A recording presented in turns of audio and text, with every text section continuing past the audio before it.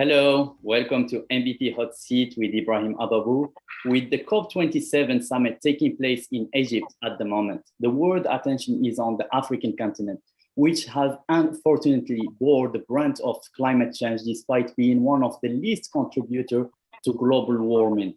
Africa is hungry for energy and is looking to adopt cleaner sources of energy such as nuclear power. An organization playing a crucial role in the nuclear energy sector in Africa is the African Commission on Nuclear Energy, AFCONE. Today, I'm pleased to be joined by the new Executive Secretary of AFCONE, Mr. Enobot Agboraw, who previously worked for the International Atomic Energy Agency and brings over 30 years of experience in nuclear diplomacy. AFCONE is the leading nuclear organization in Africa, uniquely mandated to oversee and coordinate nuclear activities and cooperation in Africa, with a view to fostering international peace and security and engendering sustainable development in Africa. Mr. Agboraw is also an advisory board member of the Africa Nuclear Business Platform Conference, which will be hosted by the Uganda's Minister of Energy and Mineral Development in Kampala next March. Welcome, Eno, and congratulations for the new appointment. I'm sure AFCONE under your leadership will thrive. Thank you very much, Ibrahim. Thank you for inviting me, and I'm very happy to contribute through this interview to the development of nuclear energy in Africa. Thanks to you.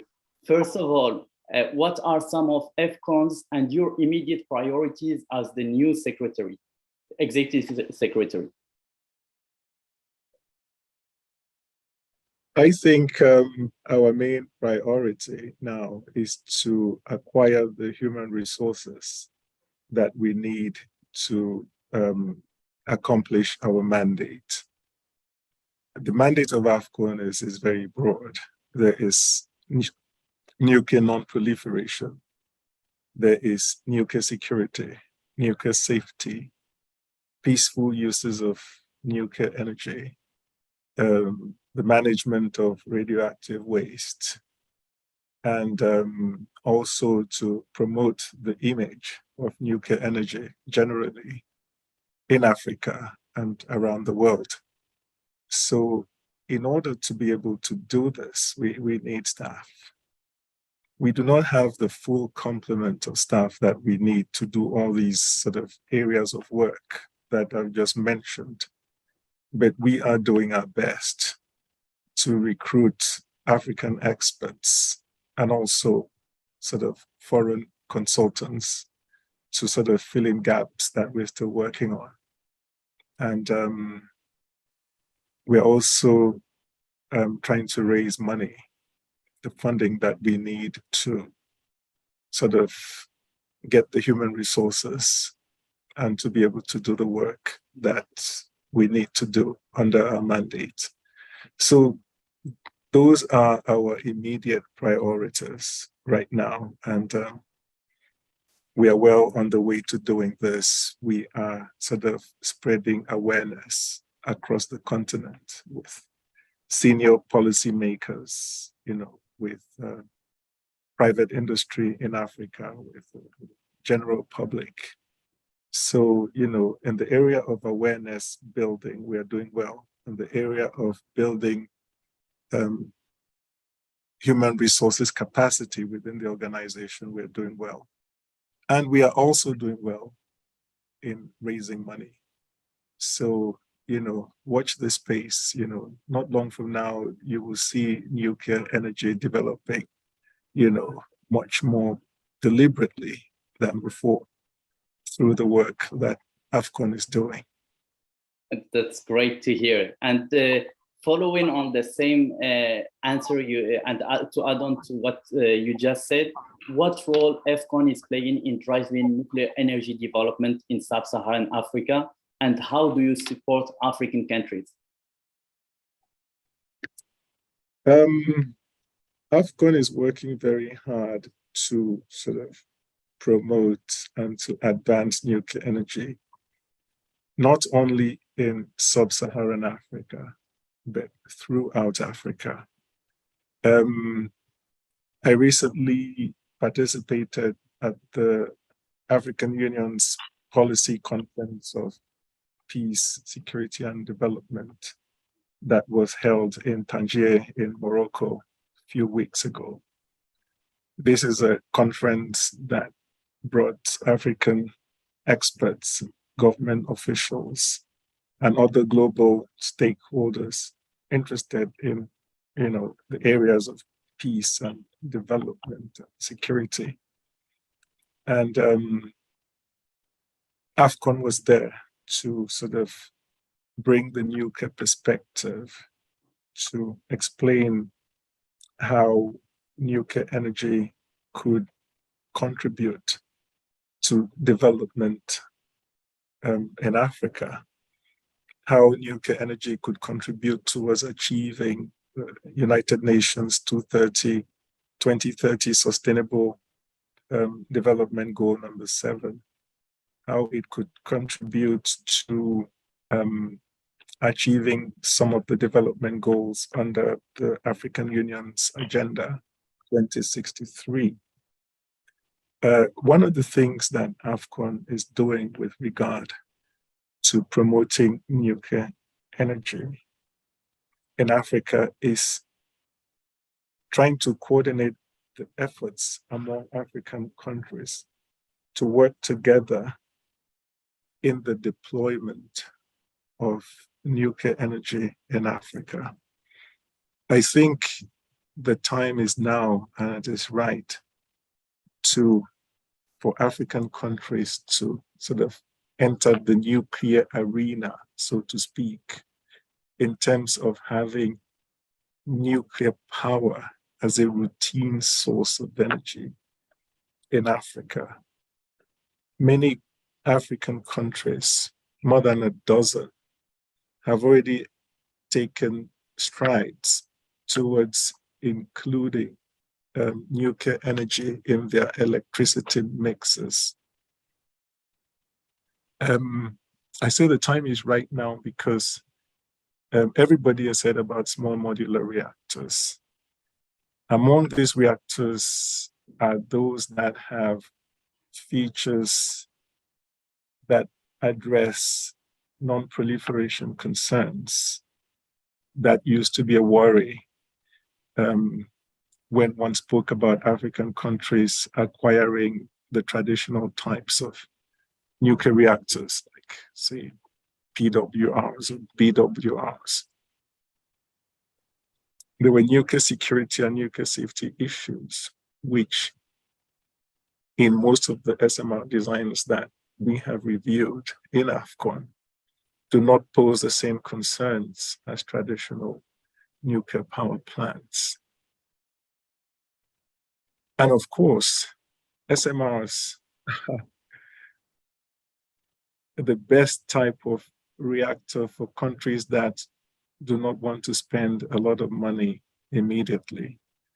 You can get one that fits the budget that you have, rather than spending the odd 12 to 15 billion dollars you need to get a light water reactor, traditional type. So, everything is aligned in terms of supporting African countries to move towards acquiring SMRs. Indeed. And sort of having nuclear power as part of their energy mixes. And like you said in the introduction, the role of AFCONE is to coordinate these types of activities and efforts in Africa. So we are doing that. We are reaching out to countries that have expressed interest. We are trying to convince them that to get the most benefit out of this, we have to work together. We are reaching out to the African Union in order to make sure that the work that we are doing is aligned with the overall vision and objectives of the African Union for the entire African continent. We are identifying and concluding partnerships with foreign entities that we believe can bring value to nuclear in Africa. So we are doing a lot. There's a lot of work to do. We need all the help we can get. And of course, we thank, the Nuclear Business Platform for inviting us, for us to be able to share part of our vision, to be able to share and to attract interest and support for the work that AFCONE is doing to advance nuclear energy in Africa. Thanks to you. And I totally agree with everything you said, and especially about SMRs, because in addition to what you said, even in their capacity with the grid, which in African countries, the grid is smaller and SMRs are a perfect fit with them. And also we need to mitigate the problem that I hear a lot from African stakeholders of they have the false assumption that SMRs are being pushed to African because they think that the West think that Africans are not mature enough, but this is not the case. And if it was the case, we would have seen a lot of engagement from SMR country with Africans, which is not the case. So basically, we need to mitigate that issue also. You're absolutely right, because we are not pushing African countries blindly towards nuclear power. We are encouraging African countries to be part of the milestones approach system of the International Atomic Energy Agency towards acquiring nuclear power. We are also encouraging African countries to be part of another approach called the INPRO methodology, which is doing a self-assessment and looking at sustainability issues and that sort of thing for the introduction of nuclear power. We are working within Africa itself and with external partners to make sure that we cover all the technological and sort of legislative loopholes and gaps. So this is something that we are sort of doing, you could say in a scientific way. We are not doing this emotionally. We are considering everything that needs to be considered to make sure that when we do bring these reactors to Africa, we are bringing the best technology. We have done our due diligence to make sure that non-proliferation requirements are considered, to make sure that nuclear security requirements are considered, nuclear safety requirements are considered. But we need the buy-in of civil society. We need the buy-in of our national governments. We need to convince the international community that we are ready. That is why we're doing so much work to raise awareness about what Africa wants and what Africa is doing to acquire this technology and to deploy it in a responsible way. Exactly. And my last question is in part about this. So what are the opportunities and challenges facing African countries in their quest for industrialization through nuclear energy?